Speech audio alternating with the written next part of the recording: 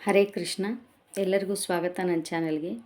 ಬಂಧುಗಳೇ, ಇವತ್ತು ನಾನು ನಿಮಗೆ ನಾವು ಜೀವನದಲ್ಲಿ ಯಾವ ಥರ ಇರಬೇಕು, ನಮ್ಮ ಸುತ್ತಮುತ್ತಲೂ ಇರ್ತಕ್ಕಂಥ ಜನರು ನಮ್ಮನ್ನು ಪ್ರಚೋದನೆಗೆ ಒಳಪಡಿಸಿದಾಗ ಅಥವಾ ನಮ್ಮನ್ನು ಏನಂತೀರಿ ನಮ್ಮನ್ನು ಉದ್ರೇಕಕ್ಕೆ ಒಳಪಡಿಸೋ ಜನರು ಕೂಡ ಇರ್ತಾರೆ.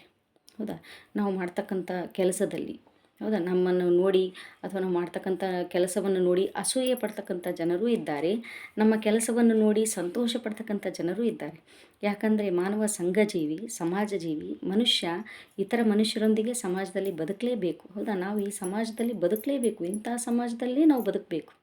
ಹೌದಾ?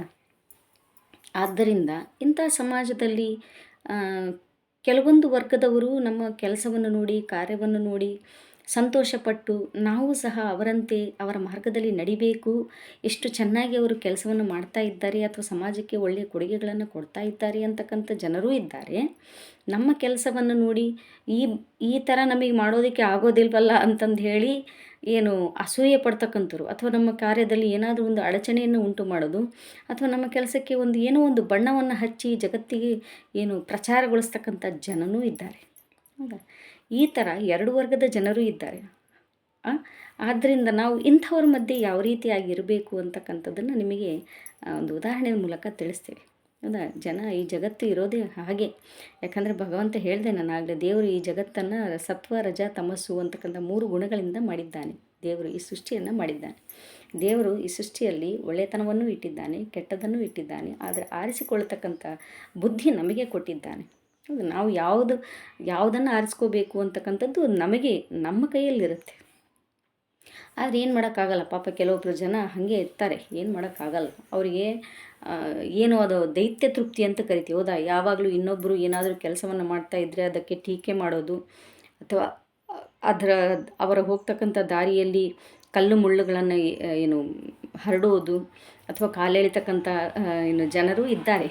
ಆದರೆ ನಾವು ಅವ್ರ ಮಧ್ಯೆ ಹೇಗಿರಬೇಕು ಅಂತಕ್ಕಂಥದ್ದೇ ನನ್ನ ಇವತ್ತಿನ ಟಾಪಿಕ್. ಇರ್ತಾರೆ, ಬಂದೇ ಬರ್ತಾರೆ. ಹೌದಾ? ಎಲ್ಲ ದೊಡ್ಡ ದೊಡ್ಡ ಸಾಧನೆಗಳನ್ನು ಮಾಡಿದ್ದಾರೆ. ಅವ್ರು ಯಾರೂ ಸಹ ಅಷ್ಟು ಸುಲಭವಾಗಿ ಸಾಧನೆ ಮಾಡಿರ್ತಕ್ಕಂಥದ್ದಲ್ಲ. ಇವೆಲ್ಲವನ್ನು ಎದುರಿಸಿಯೇ ಸಾಧನೆ ಮಾಡಬೇಕು. ಹೌದಾ? ನಾನು ನಿಮಗೆ ಇನ್ನೊಂದು ವಿಡಿಯೋದಲ್ಲಿ ಕೂಡ ಹೇಳಿದ್ದೆ ನಾನು. ಹೌದಾ? ಕೃಷ್ಣನನ್ನು ಕೂಡ ಬಿಟ್ಟಿಲ್ಲ. ಜನ ಕೃಷ್ಣನನ್ನೇ ಕಳ್ಳ ಅಂದಿದ್ದಾರೆ, ಸುಳ್ಳ ಅಂದಿದ್ದಾರೆ, ಮೋಸಗಾರ ಅಂತ ಹೇಳಿದ್ದಾರೆ. ಆದ್ರಿಗಿನ ಭಗವಂತ ತನ್ನ ಕಾರ್ಯವನ್ನು ತಾನು ಏನೂ ನಿಲ್ಲಿಸಲಿಲ್ಲ. ಹೌದಾ? ಅವರೆಲ್ಲ ಹಾಗೆ ಹೇಳ್ತಾರೆ ಅಂತ ಧರ್ಮದ ದಾರಿಯಲ್ಲಿ ಸಾಕ್ತಾ ಇರಬೇಕಾದ್ರೆ ಇಂಥವನ್ನೆಲ್ಲ ಎದುರಿಸಲೇಬೇಕಾಗುತ್ತೆ. ಹೌದಾ? ಕಷ್ಟಗಳನ್ನು ಎದುರಿಸಬೇಕು, ಅವರ ಟೀಕೆಗಳನ್ನು ಸಹ ಎದುರಿಸಲೇಬೇಕಾಗುತ್ತೆ. ಸೊ ಇಂಥವರ ಮಧ್ಯೆ ಯಾವ ರೀತಿ ಇರಬೇಕು ಅಂತಕ್ಕಂಥದ್ದನ್ನು ನಾನು ನಿಮಗೆ ಉದಾಹರಣೆ ಸಮೇತ ಹೇಳ್ತೀನಿ.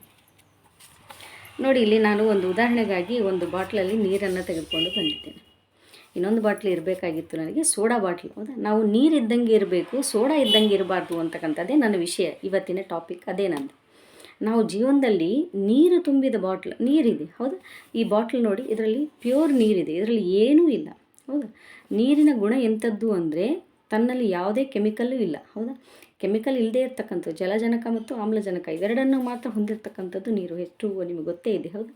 ಇದರಲ್ಲಿ ಯಾವುದೇ ಕೆಮಿಕಲ್ ಇಲ್ಲ, ಆ್ಯಸಿಡ್ ಇಲ್ಲ, ಎಂಥದ್ದೂ ಇಲ್ಲ. ಹೌದಾ? ಪ್ಯೂರ್ ಆಗಿದೆ. ತನ್ನ ತನ್ನ ಸ್ಥಿರತೆಯನ್ನು ತಾನು ಕಳೆದುಕೊಳ್ಳೋದಿಲ್ಲ. ನೋಡಿ, ನೀವು ಇದನ್ನು ಅಲ್ಲಾಡಿಸಿದ್ರೂ ಸಹ, ನೀವು ಏನೇ ಮಾಡಿ ಇದಕ್ಕೆ ಹೆಂಗಾದರೂ ಟಾರ್ಚರ್ ಕೊಡಿ ನೀವು. ಹೌದಾ? ಹಿಂಗೆ ಉಲ್ಟಾ ಮಾಡಿ, ಸೀದಾ ಮಾಡಿ, ಹೆಂಗೆ ಬೇಕಾದಂಗೂ ಮಾಡಿದರೂ ಸಹ ಇದನ್ನು ಓಪನ್ ಮಾಡಿದಾಗ, ಈ ಬಾಟ್ಲನ್ನು ಮುಚ್ಚಳವನ್ನು ಓಪನ್ ಮಾಡಿದಾಗ ಇದು ಬರ್ಸ್ಟ್ ಆಗೋದಿಲ್ಲ. ಹೌದಾ? ಇದು ತನ್ನ ಸ್ಥಿರತೆಯನ್ನು ಸ್ಥಿತಿತ್ವವನ್ನು ಕಳೆದುಕೊಳ್ಳೋದಿಲ್ಲ. ಹೌದಾ?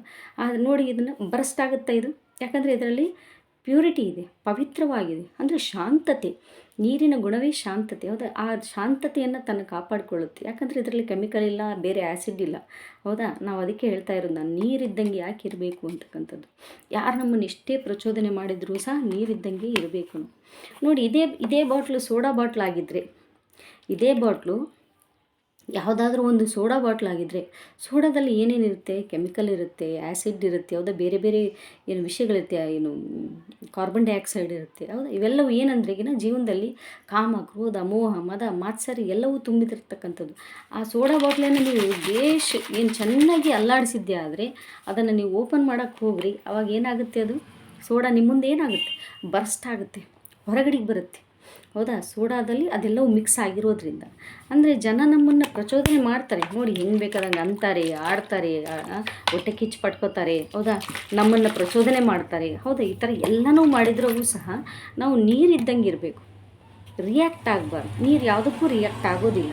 ಹೌದಾ? ತನ್ನ ಸ್ಥಿರತೆಯನ್ನು ಕಾಪಾಡಿಕೊಳ್ಳುತ್ತೆ ನೀರು. ಅದೇ ಸೋಡಾ ಆಗಬಾರ್ದು ನಾವು.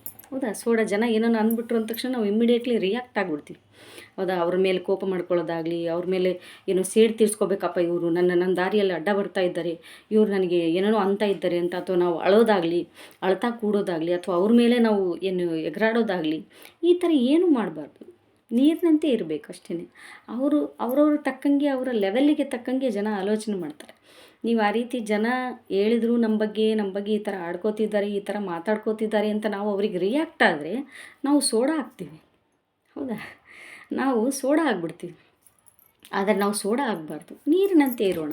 ಅವ್ರು ಏನಾದರೂ ಅಂದ್ಕೊಳ್ಳಿ, ಏನಾದರೂ ಮಾಡಲಿ, ಏನೇ ಮಾತಾಡಲಿ, ನಮ್ಮ ದಾರಿಗೆ ಎಷ್ಟೇ ಕಲ್ಲು ಹಾಕಲಿ, ಎಷ್ಟೇ ನಮ್ಮನ್ನು ತಡೆಯೋದಕ್ಕೆ ಪ್ರಯತ್ನ ಪಡಲಿ, ನಮ್ಮ ಧರ್ಮ ಮತ್ತು ನಮ್ಮ ಕರ್ಮವನ್ನು ನಾವು ಬಿಡಬಾರ್ದು. ಒಳ್ಳೆಯ ಹಾದಿಯಲ್ಲಿ ನಾವು ಸಾಕ್ತಾ ಇರಬೇಕಷ್ಟೇ. ಸಮಯ ಬಂದಾಗ ಭಗವಂತನೇ ಅವರನ್ನೆಲ್ಲ, ಆ ಕಲ್ಲು ಮುಳ್ಳುಗಳು ಏನು ಹರಡಿರ್ತಾರಲ್ಲ, ಅದನ್ನೆಲ್ಲವನ್ನು ನೋಡ್ಕೊಳ್ಳೋದಕ್ಕೆ ಭಗವಂತ ಇದ್ದಾನೆ. ಹೌದಾ? ಅವನ ಮೇಲೆ ನಂಬಿಕೆ ಇಡಬೇಕು ನಾವು. ಅದೆಲ್ಲವನ್ನು ಭಗವಂತ ಆ ದಾರಿಯನ್ನು ನಮಗೆ ಸುಗಮವಾಗಿ ಮಾಡಿಕೊಡ್ತಾನೆ. ರಿಯಾಕ್ಟ್ ಆಗಬೇಡಿ ಅಂತ. ಹೌದಾ?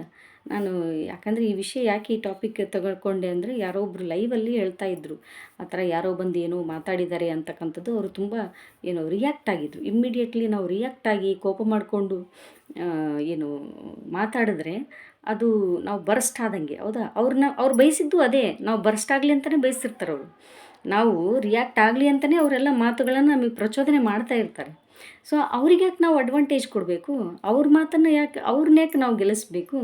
ಸೊ ನಾವು ಶಾಂತವಾಗಿದ್ದು ಅವರನ್ನು ಸೋಲಿಸ್ಬೇಕು. ಹೌದಾ? ನಾವು ನೀರಿನಂತೆ ಇದ್ದು ನಾವು ಅವರನ್ನು ಸೋಲಿಸ್ಬೇಕು. ಸೋಡಾ ಆಗಿ ನಾವು ಅವರನ್ನು ಗೆಲ್ಲಿಸ್ಬಾರ್ದು. ನಮಗೆ ನಾವೇ ಬರ್ಸ್ಟ್ ಆಗಿಬಿಡ್ತೀವಿ ಅಷ್ಟೇ. ಹೌದಾ? ನಮ್ಮಲ್ಲಿರ್ತಕ್ಕಂಥ ಎಲ್ಲ ಒಳ್ಳೆ ಗುಣಗಳು ಬರ್ನ್ ಆಗಿಬಿಡ್ತವೆ, ಸುಟ್ಟು ಹೋಗ್ತವೆ. ಹೌದಾ? ಬರ್ಸ್ಟ್ ಆಗಿಬಿಡ್ತವೆ, ಎಲ್ಲವೂ ಕೆಟ್ಟು ಹೋಗ್ತವೆ ನಾವೇನಾದರೂ ರಿಯಾಕ್ಟ್ ಆದ್ರಿಗಿನ. ಆದ್ದರಿಂದ ನಾವು ನಮ್ಮ ಶಾಂತತೆಯನ್ನು ಕಾಪಾಡಿಕೊಳ್ಳೋಣ. ಯಾರೇನೇ ಅಂದರೂ ಸಹ ನಿಮ್ಮ ದಾರಿಯಲ್ಲಿ ನೀವು ಸಾಕ್ತಾ ಇರಿ. ನಿಮ್ಮ ದಾರಿಯಲ್ಲಿ ನೀವು ಸಾಕ್ತಾ ಇರಿ. ಒಳ್ಳೇದು ಮಾಡ್ತಾ ಇದ್ದೀವಾ? ಸಾಕ್ತಾ ಇರಿ, ಮುಂದೆ ನಡೀತಾ ಇರಿ. ಅವರಾಗವರೇ ಸುಮ್ಮನೆ ವಾಪಸ್ ಹೋಗ್ಬಿಡ್ತಾರೆ. ನೀವಿಷ್ಟು ನಿಮ್ಮನ್ನು ನೋಡಿ ಅವ್ರು ಏನು ಮಾಡ್ತಾರೆ, ನಾನು ಎಷ್ಟು ಮಾಡಿದರೂ ರಿಯಾಕ್ಟೇ ಆಗ್ತಾ ಇಲ್ಲಲ್ಲ ಇವರು, ಅಂದರೆ ನನ್ನ ಶಕ್ತಿನ ಯಾಕೆ ವೇಸ್ಟ್ ಮಾಡ್ಕೊಳ್ಳಿ, ಇವ್ರು ಹೆಂಗಾರ ಮಾಡ್ಕೊಂಡು ಹೋಗಲಿ ಅಂತೇಳಿ ತಮಗೆ ತಾವೇ ಹೋಗ್ಬಿಡ್ತಾರೆ. ತಮ್ಮ ದಾರಿಯಲ್ಲೇ ತಾವು ಹೊರಟೋಗ್ತಾರೆ. ಅಂದರೆ ಅಷ್ಟು ಗಟ್ಟಿಯಾಗಿರಬೇಕು. ಹೌದಾ? ಗಾಳಿಗಂತೆ ಇರಬೇಕು ನಾವು. ಹೌದಾ? ದೊಡ್ಡ ಪರ್ವತದ ಬಂಡಿ ಅಂತ ಇರಬೇಕು. ಪರ್ವತಕ್ಕೆ ಗುದ್ದಿದ್ರೆ, ಗಾಳಿಗೆ ಗುದ್ದಿದ್ರೆ ಯಾರಿಗೆ ನೋವಾಗುತ್ತೆ ಹೇಳಿ? ಕೈಗೆ. ಹೌದಾ? ಗಾಳಿಗೆ ಗುದ್ದಕ್ಕೆ ಹೋಗಿ ನೀವು ಗಾಳಿಗೆ ಗುದ್ದಿದ್ರೆ ಏನಾಗುತ್ತೆ? ಗಾಳಿಗೆ ಏನಾದರೂ ಆಗುತ್ತೇನು? ಕೈ ನೋವಾಗುತ್ತೆ, ನಮಗೆ ಕೈ ನೋವಾಗುತ್ತೆ. ದೊಡ್ಡ ಪರ್ವತ ಇದೆ, ಅದಕ್ಕೆ ನಾನು ಬರೀ ಕೈಯಿಂದ ಹೊಡಿತೀನಿ ಅಂತಂದರೆ ಯಾರಿಗೆ ನೋವಾಗೋದು? ಪರ್ವತಕ್ಕಾಗುತ್ತೇನು? ಕೈಗೆ ಆಗೋದು. ಸೊ ಆದ್ದರಿಂದ ನಾವು ಪರ್ವತವಾಗೋಣ. ಹೌದಾ? ಪರ್ವತವಾಗಿ ಗಟ್ಟಿಯಾಗಿ ನಿಲ್ಲಬೇಕು ನಾವು. ಯಾರು ಎಷ್ಟೇ ಹೊಡಿಲಿ ಅವರಿಗೆ ನೋವಾಗಬೇಕೇ ಹೊರತು ನಮಗೇನೂ ಆಗೋದಿಲ್ಲ. ಯಾಕಂದರೆ ಸತ್ಯದ ದಾರಿಯಲ್ಲಿ ನಡೀತಾ ಇದ್ದೀವಿ. ಧರ್ಮದ ದಾರಿಯಲ್ಲಿ ನಡೆಯೋರಿಗೆ ಅದು ಯಾವುದು ಏನೂ ಮಾಡೋಕ್ಕಾಗೋದಿಲ್ಲ ಅಂತ ಮಾತುಗಳನ್ನು ತಿಳಿಸ್ತಾ ಇಲ್ಲಿಗೆ ಈ ವಿಡಿಯೋವನ್ನು ಮುಗಿಸ್ತಾ ಇದ್ದೀನಿ. ಧನ್ಯವಾದಗಳು.